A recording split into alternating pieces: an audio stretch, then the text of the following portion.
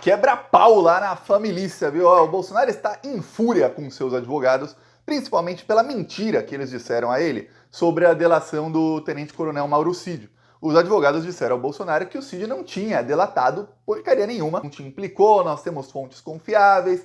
Lembremos, saíram várias matérias na imprensa mostrando que aliados de Bolsonaro, gente ligada ao Bolsonaro, estavam pressionando o Cid para saber o conteúdo da sua delação. E saíram matérias na imprensa de interlocutores aí do Cid dizendo que ele não delatou o Bolsonaro, que não tinha nada a ver com isso. Uma das matérias na imprensa até dizia que o Cid estava irritado porque a imprensa estava distorcendo suas palavras e o que ele falou nos depoimentos, e que ele atribuía isso a seu advogado.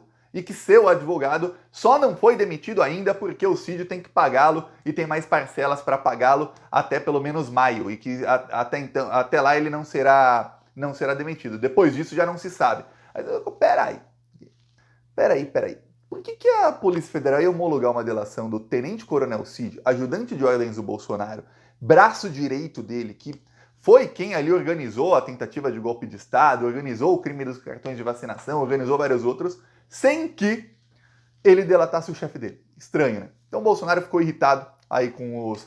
Nem fazia sentido, ficou irritado aí com essa mentira, porque agora sabe-se que o Cid não apenas delatou, ele jogou tudo nas costas do Bolsonaro. O Bolsonaro deu ordem aos advogados que não, na sua estratégia de defesa, não joguem tudo nas costas do Cid mais. Foi estratégia burra o chefe jogar nas costas do ajudante.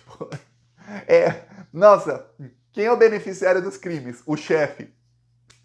Mas foi o ajudante que cometeu os crimes. Nossa, pior, um ajudante militar, que foi a vida inteira, pai militar, pai dele é general, a vida inteira educado sobre hierarquia militar. Você só faz o que lhe é mandado.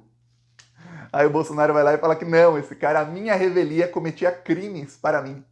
Eu era o beneficiário dos crimes que ele cometia, eu não queria que ele cometesse esses crimes. Pô, fica mal. Então deu um esporro nos advogados e aí recebeu uma notícia aí devastadora. Ontem teve um encontro aí de senadores da CPI da Covid que foi lá em 2021, faz 3 anos a CPI, com o Procurador-Geral da República, o Gonê. O Gonê já tinha se encontrado com o Renan Calheiros, o Gonê já tinha falado no dia 19 de dezembro, não ele, mas a Procuradoria-Geral da República anunciou que iria reabrir investigações quanto à CPI da Covid. Lembremos, a CPI da Covid indiciou mais de 80 pessoas por inúmeros crimes que foram cometidos na pandemia. Inúmeros!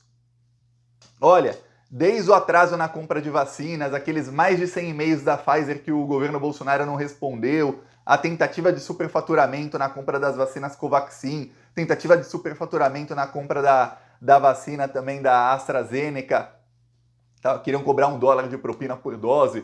Olha, tem ali crimes sobre a máscara, crimes sobre o caos que aconteceu em Manaus, a falta de oxigênio. É muito crime. Os crimes ali da CPI da Covid, eu posso dizer assim que estamos aí diante de um dos maiores esquemas aí da história do Brasil em número de crimes, em pessoas envolvidas, viu? E aí o que acontece? Aqueles crimes foram enviados para a Procuradoria-Geral da República, porque funciona assim, uma CPI investiga, como a polícia investiga, mas a polícia não pode oferecer denúncia à Justiça. A polícia investiga, manda investigação para o Ministério Público, e é o Ministério Público quem decide se faz a denúncia, se não faz, se enterra a investigação inteira, quais crimes serão denunciados e tudo mais.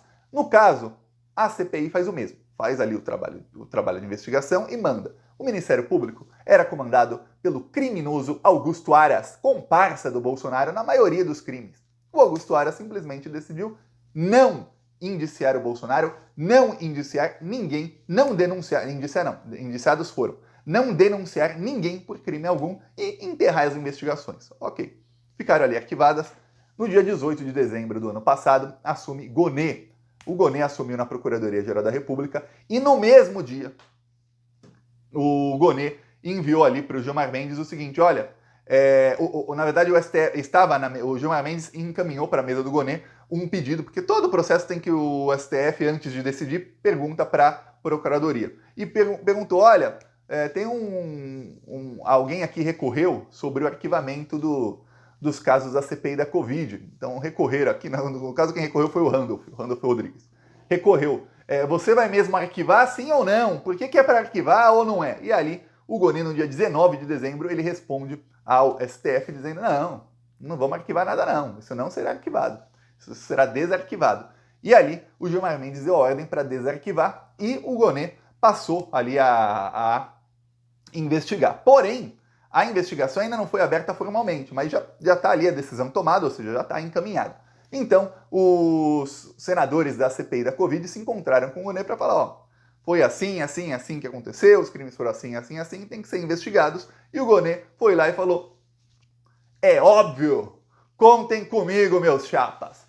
Isso aí será investigado, mas olha, sabe o caso do dia 8 de janeiro que a gente diz que não vai ficar pedra sobre pedra? Mas olha, mas não vai sobrar paralelepípedo para contar essa história aqui, não vai ficar pedra sobre pedra mesmo. Então, a Procuradoria-Geral da República vai investigar agora o Bolsonaro e mais de 80 pessoas pelos crimes da pandemia. Também foi dito aí aos senadores que já tem investigações contra crimes da Covid, tá? Já tem investigações. Então, agora, nos próximos dias, ou essas investigações todas da Covid devem ser aberta uma mega investigação, ou várias investigações serão abertas aí, dependendo de cada crime. Porque tem crimes na CPI que não são ligados entre si. Dou um exemplo. O Bolsonaro não ter respondido os mais de 100 e-mails da Pfizer são uma coisa. O Pazuello, aquela doutora cloroquina lá, eles terem criado um aplicativo e mandado as pessoas tomarem cloroquina em vez de conseguir oxigênio para as pessoas de Manaus quando estava faltando, aquilo é outro crime. Os dois crimes têm ligação? Você pode até pensar, tem, o negacionismo é a ligação nesses crimes todos, sim. Mas uma coisa é uma coisa, tem até Bolsonaro e negacionismo dele envolvido, outra coisa é outra coisa. O crime lá de superfaturamento na compra de outra vacina. Até você pode falar, olha, o Bolsonaro não ter respondido os e-mails da Pfizer para comprar a vacina, criou uma falta de vacinas, por isso criou ali um sistema ali em que poderia a vacina ser superfaturada. Por quê? Porque a gente estava num cenário em que tinha falta de vacina, todos desesperados, não importa o preço, queriam as vacinas. Foi isso que o governo tentou usar ali, o desgoverno Bolsonaro tentou usar para superfaturar vacinas da Covaxin, que seriam compradas por 1 bilhão e 700 milhões e não seriam nem entregues, tá? Era superfaturamento de um produto que não seria nem entregue. Tem ligação? Tem alguma, mas pode ser que a Procuradoria diga, olha, vamos abrir investigações aqui paralelas, em vez de uma mega investigação, investigações paralelas. O que eu vou falar, opinião do Thiago, talvez seja melhor. Quanto mais investigações forem criadas, em paralelo, o que acontece? Olha, foi indiciado, uma investigação acaba, já é indiciado ali. Outra acaba, já são indiciados novamente. Outra acaba, já são indiciados, denunciados, já vai começando o processo contra eles já mais rapidamente, porque são várias investigações pequenas ocorrendo em paralelo. É como se você prefere uma grande avenida de 6 faixas ou várias avenidas de 2 faixas, por exemplo. É isso. E aí o que acontece? Nesse caso aí, o Bolsonaro, ele está em pânico porque os advogados garantiram para ele que ele não tinha mais que se preocupar com o caso de Covid. Só que os advogados também garantiram que o Cid não tinha delatado ele. Vai acreditar nesses caras? Pouco antes da Polícia Federal entrar na casa do Bolsonaro, pouco antes do Bolsonaro e dos filhos saírem fugindo de barco e de jet ski, sabendo que a Polícia Federal ia chegar lá, isso faz o quê? Um mês atrás, os advogados do Bolsonaro tinham dito para ele que, olha, não, a polícia não vai atrás do Carlos, você viu? Eles vão até atrás do Ramagem, dos outros, mas não tá chegando em você não, ô Bolsonaro, não se preocupe. O pessoal fala que esse esquema aí da BIM tem a ver com o Carlos, nada. Nossas fontes aqui dizem que tá tudo ok. Não tava. Então, e sabe o que vai acontecer? Que eu já tô rindo aqui de antemão. Daqui a alguns dias o Bolsonaro volta a acreditar nesses advogados e volta a acreditar que não vai acontecer nada. Olha, eu vejo umas pessoas de esquerda que às vezes elas veem os posts aí dos bolsominions e também ficam desesperadas, falando, nossa, não vai acontecer nada.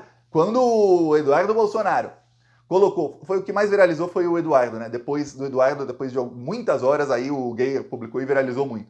Mas quando ele publicou o vídeo do Gilmar Mendes, dizendo que, olha, não teve tentativa de golpe no 8 de janeiro e não colocou a data do vídeo, teve gente de esquerda que estava em pânico, já falando, nossa, vai ter anistia, eu sabia, nos bastidores já estão ali, todos eles ali macumunados, estão ali já de acordo para não ter punição para ninguém, só perrapado que vai ser preso. Eu falo, calma, gente, ó, o vídeo não é nem desse ano. Foi lá do dia 18 de janeiro do ano passado, antes de ter investigação, não tinha nem começado ainda a investigação. Calma. Eles realmente lá na extrema-direita, eles tentam te agarrar qualquer fio de esperança, por menor que seja, para dizer que, olha, não vai dar em nada. O próprio Bolsonaro aí acredita nos advogados dele. Os advogados dele, teve uma matéria que saiu aí no Globo que falou, olha, é negacionismo. Aí eu não tô nem falando de negacionismo aí dos crimes da Covid. Negacionismo jurídico é o que estão fazendo os advogados do Bolsonaro. E o pior, as estratégias de defesa deles são uma pior que a outra. É assim, você fala, meu, como é que pode esse pessoal ter uma imaginação tão fértil e o pior, achar que as pessoas são tão burras de acreditar nas desculpas deles. E o pior, eles criam uma estratégia de defesa, aí é desmentida, eles criam uma outra que vai de contradição com a primeira. Nem vamos ajeitar um pedacinho da história? Não, vamos criar uma história completamente diferente. É desmentida, aí eles criam uma terceira estratégia, completamente diferente das outras. Eles falam, não faz sentido. Pois bem, agora, lembre-se, nos crimes do Bolsonaro na pandemia, as penas máximas, o Bolsonaro dificilmente vai ser condenado a pena máxima em todos os crimes. Já lembrando lá já lá na frente, ó, investigação, acabou a investigação, denúncia, processo direto no STF e tal. As penas máximas chegam a 80 anos de prisão, 80 anos de jaula. Eu peço a sua inscrição no canal, seguiremos aqui na luta